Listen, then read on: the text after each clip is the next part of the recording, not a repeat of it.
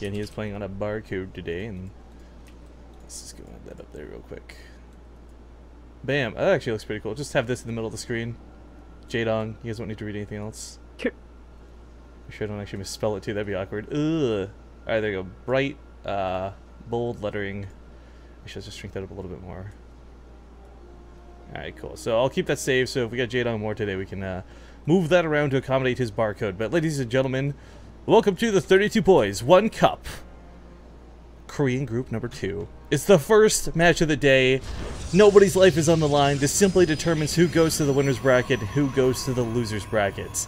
This tournament is brought to you in part by Proxy.gg, CM Storm, and of course Chairs for Gaming. Much love to all three for being the sponsors of this awesome event. But I'm Rifkin, and cast this morning bright early with Zombie Grub. Spawning here in the bottom left corner of the map, it's going to be the purple Protoss. Recently joined Yoey Flash Wolves. Give it up for partying. Nipper writes as the red Zerg. It's EG's Jaedong. Okay, so this is going to be pretty cool. We had Jaedong in our last tournament. He sadly didn't perform that well. Got knocked out of the group stage. Would definitely love to see him make it to the round of 16 here in this tournament. On the other hand, Parting, man, this guy is good. And there's lots of jokes about how, oh, Parting's been playing on the NA ladder so much. There's no way he'll win this tournament.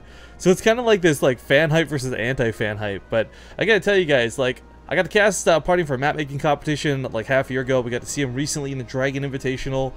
I would still say he's pretty much on form. I doubt playing on the North American ladder actually took anything away from him. I don't know. I actually really don't. I recall that we talked about this last or yesterday morning, and yeah, I'm just really gonna wait into what these two guys show in the first game because both are kind of up in the air. Parting hasn't played in a tournament in like a little bit. I mean, when was the Dragon tournament? Is that the last thing that he played in? That I saw, at least. So yeah, just barely a little over a month and a half ago. He like might have played in some qualifiers, but I'm not sure. And then Jaedong, kind of similar thing. I mean, I actually don't know what type of form he's in, despite like streaming somewhat a lot. I mean, come on, this is the guy who just locked down his spot for like BlizzCon barely, right? Like he clenched it out. He's number 16. But not of any of his own like. Not of his own volition. Is that what you're saying? Yeah. I mean, he got to the spot on his own, of course. You know, he won all the tournaments. He's got the points. Like, yeah, it's not like he didn't earn it. But then, like, other people didn't earn their points.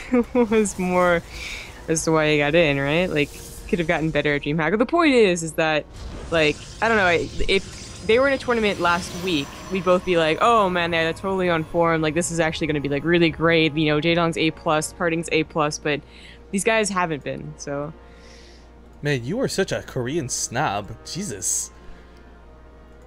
No, I'm not. These guys they haven't been like A+. So it's like you're first or you're last. Rookie Bobby. What? No. That's what I'm saying at all. I just don't know what type, like, you know, of form they're actually in. No, that's a fair point, though. I mean, that is the thing. We see a lot of these guys, we get really hyped up, and then kind of like that last tournament, we had players like Stork and Jaedong and everybody kind of flop out pretty quickly. So, I mean, the nice thing is, we got such a sick group, because beyond this, too, if you guys haven't seen the other match, it is Departure versus Stork. So, I'm not going to be upset with any two players that get out of this group, but of course, I don't know, my longtime fandom with Jaedong has got me, my heartstrings a-tugging. But a nice scout to start this off. We'll get up here towards the main. I'm surprised he didn't die for the gas count. I was kind of expecting him to be honest. Not sure what he plans to do with these lings. Keep him alive for later. Well, there's not really...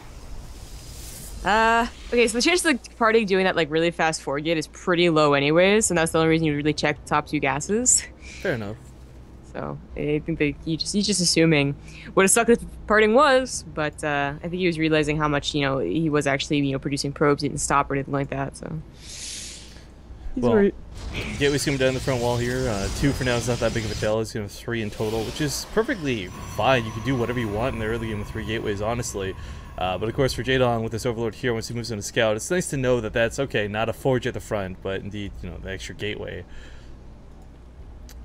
Meanwhile, he did take a faster third in his own. It took a little bit of a while for him to get his gases up, only just now getting that gas mining. So, I mean, this is one of the situations where I feel like had Parting actually done like a big 4 gate or something, it could have been a little bit dangerous because Jaedong wouldn't have had gas for roaches. There wouldn't have been much out in the field. Speed certainly wouldn't be here.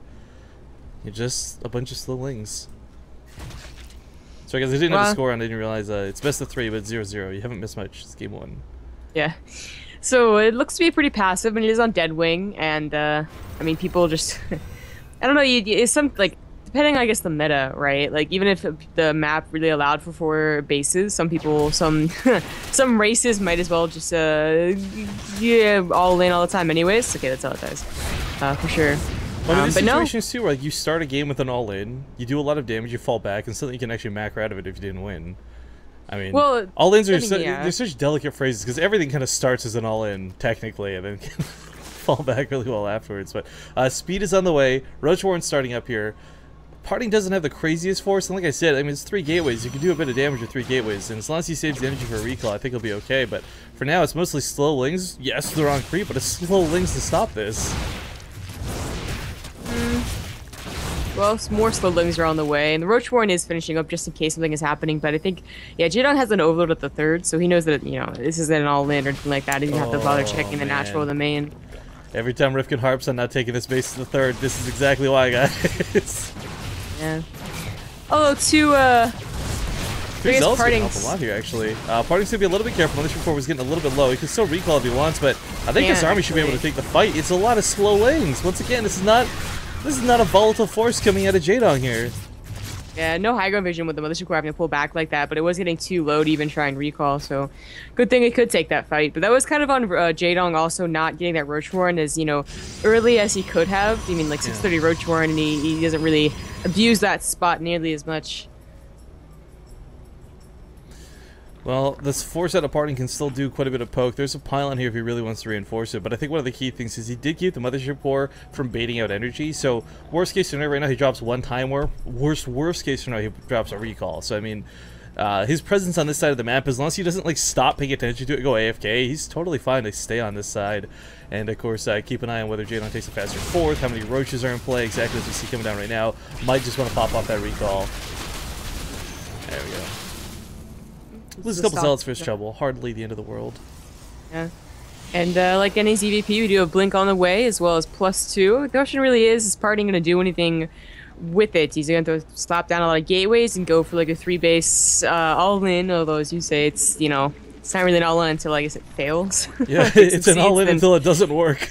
you macro out of it pretty much. He has a gateway count, right? But it's just like, you know, production gateways. It's not 10. Yeah, I mean 6 is nice.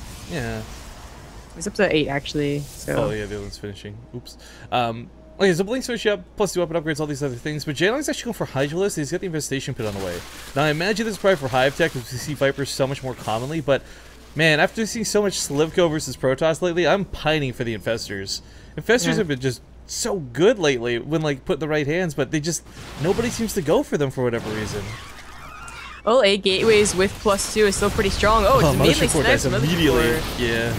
It's a good time warp, but of course time warp not lasting as long as it used to. Not nearly as much of a barrier for Jaedong.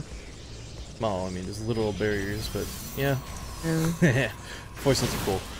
War Prism on the way for Parting as well. Might be able to get around Jaedong, should he not be able to break him at the front, but I think he might be able to break him at the front. There's a lot of Hydralisk here, sure, but there's just a lot more units in general from Parting. His blink has completed, so as you see, Stalker's jumping back, really not taking too much damage. Drone's being pulled. Jaedong knows just how much trouble he's in. This other... Whoa, why is he coming into this wall? There's another way through. He broke down the rocks and just kind of walked through the Voicewood wall. A little bit awkward. Loses that 4th, has to cancel it. Well, he still wanted that good concave, so it was kind of like a wash on both sides, really. And you know, Jaedong got oversteered through the entire, you know, 3 bases of Parting. Saw there wasn't any gas at the 6th, and knew that this attack was going to be at least a little bit committed. But he's running out of roaches right now, and that's a really big deal. These Hydras going down really fast. Yeah, 19 Hydras are pretty good against Stalkers. He actually blinks 4s. He's gonna be able to kill quite a few of these. Maybe a small mistake on a Parting getting greedy for the kill. Because now you can't blink away to keep him alive. Blinks forward once again, and maybe if the drones are pulled, just barely if the drones are pulled, maybe he'll hold this. But the Hydras are dying quickly, and this is looking pretty sour for Jaedong.